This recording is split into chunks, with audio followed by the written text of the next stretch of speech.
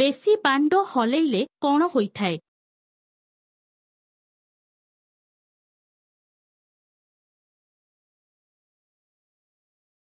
ଉତ୍ତର ବେଶୀ ବାଣ୍ଡ ହଲେଇଲେ ବାଣ୍ଡୁ ପତଳା ଓ ଛିଡ଼ା ହୋଇନଥାଏ।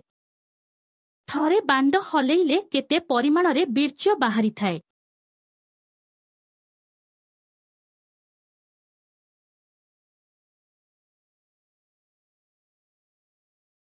ଉତ୍ତର ଥରେ ବାଣ୍ଡ ହଲେଇଲେ 5 ml ରୁ 10 ml ପରିମାଣରେ ବୀର୍ଯ୍ୟ ବାହାରିଥାଏ। ପୁରୁଷମାନଙ୍କ ବାଣ୍ଡର ଅଗ୍ରଭାଗ କେମିତି ମୋଟା ହୋଇପାରିବ?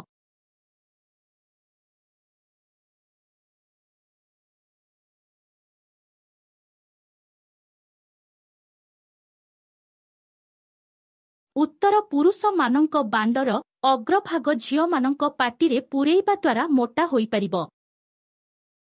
ପୁରୁଷ ଲୋକମାନେ ରାତିରେ ଚଡ଼ି ପିନ୍ଧି ଶୋଇଲେ କ'ଣ ହୋଇଥାଏ?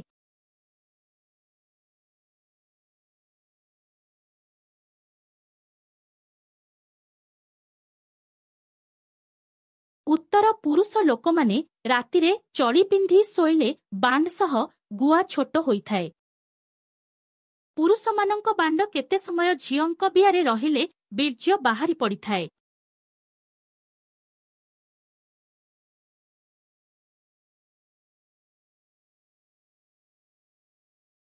ଉତ୍ତର ପୁରୁଷମାନଙ୍କ ବାଣ୍ଡ 10 ରୁ 15 ମିନିଟ୍ ଝିଅଙ୍କ ବିଆରେ ରହିଲେ ବୀର୍ଯ୍ୟ ବାହାରି ପଡ଼ିଥାଏ।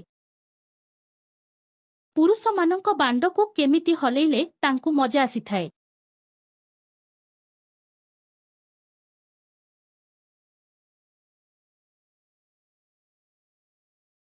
ଉତ୍ତର ପୁରୁଷମାନଙ୍କ ବାଣ୍ଡକୁ ଦୁଧ ମଝିରେ ଓ ପାଟିରେ ପୂରେଇଲେ ମଜା ଆସିଥାଏ।